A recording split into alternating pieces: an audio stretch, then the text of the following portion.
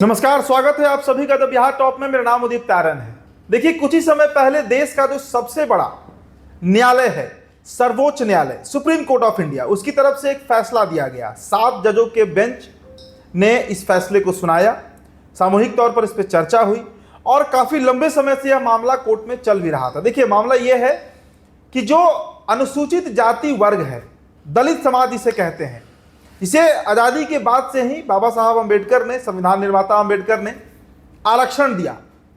उस आरक्षण का लाभ दरअसल क्या दलितों को मिला, और अगर दलितों को मिला तो क्या सभी दलितों को मिला? दलित में कई जातियां हैं। जैसे बिहार के संदर्भ में अगर हम समझें तो सिर्फ बिहार में 21 जातियां हैं जो अनुसूचित जाति में शामिल हैं। 21 ये नंबर है।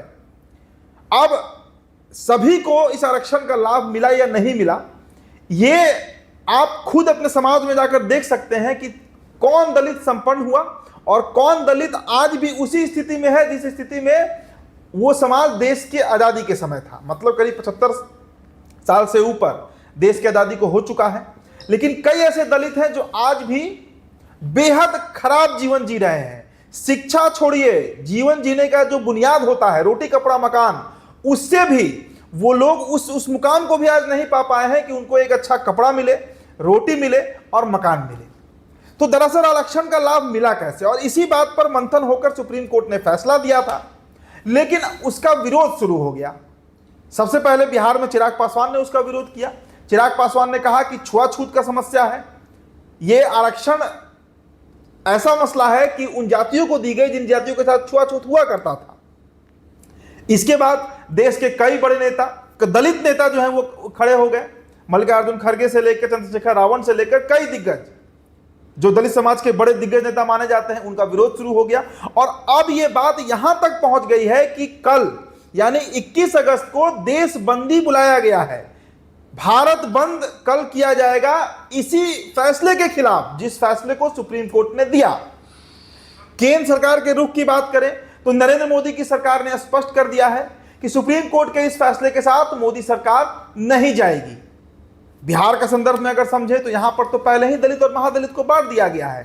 सब कास्ट रिजर्वेशन पर बात हो रही थी सुप्रीम कोर्ट में। सुप्रीम कोर्ट का कहना है कि जो क्रीमी लेयर है एससी एसटी में, जैसे बिहार के संदर्भ में अगर हम समझे तो पासवान समाज जो है वो काफी आगे निकला, संपन्न भी हो गया।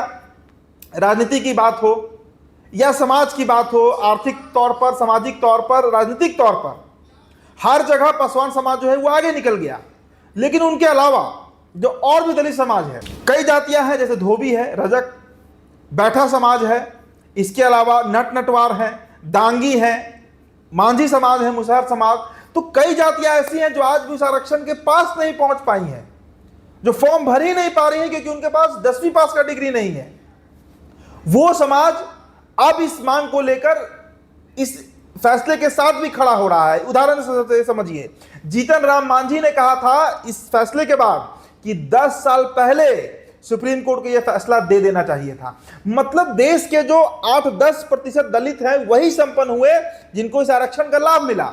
बाकी 90% के आसपास ऐसे दलित हैं, अनुसूचित जाति के लोग हैं, जिनको इसका कोई लाभ नहीं मिला। तो देखिए, अब कल जो बंद बुलाया गया है यह सफल होगा या नहीं होगा, इसे आप इस तरीके से समझ सकते हैं कि 2019 आपको याद होगा, उस समय भी दलित का मुद्दा उठा था और पूरा जो दलित समाज है वो एक हो गया था, इसलिए वो फैसले को बदलना पड़ा था केंद्र सरकार को।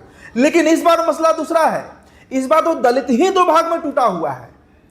एक तरफ 90% दलित है, जो बात हमेशा विपक्ष के नेता करते भी हैं कि 90 भाग हमारा है, तो 90 भाग जिन दलितों का है उनका हक वो 10% दलित क्यों खा रहे हैं, यही सवाल उठाया गया ना सर्वोच्च न्यायालय के द्वारा।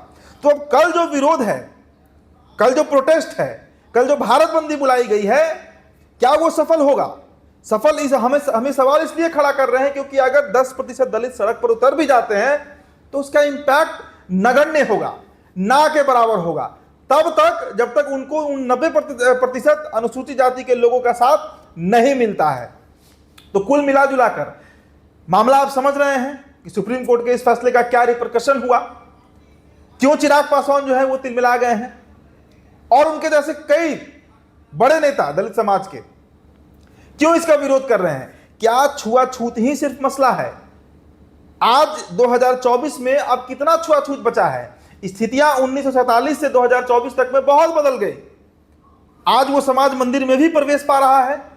आज वो समाज गांव के बाहर अपना घर नहीं बसाता है, वो गांव में बसने लगा है। आज वो समाज कई जगहों पर सामाजिक तौर पर उनका उत्थान हुआ है। लेकिन रिजर्वेशन सामाजिक उत्थान के लिए नहीं दिया गया था। रिजर्वेशन दिया गया था नौकरियों के लिए, पढ़ने के लिए, शिक्षक संस्थानों के लिए, सरकारी नौकरियों के लिए। वहां पर तो उनकी उपलब्ध मतलब कह सकते हैं कि उनका जो प्रेजेंस है वो आज भी नगण्य है। और ये स्थिति इस देश के 90% दलितों का है। तो कल का जो विरोध है वो कितना सफल होगा, इस पर हम सवाल जरूर खड़ा कर रहे हैं। क्योंकि एक तरफ वो धरा है दलितों का जो इसके विरोध में बोल रहा है कोर्ट के फैसले के, और एक तरफ वो धरा है दलितों का जो इसके पक्ष में खड़ा हो रहा है। आपकी क्या राय है हमारे कमेंट बॉक्स में आप छोड़ते जाइएगा। बहुत बहुत शुक्रिया।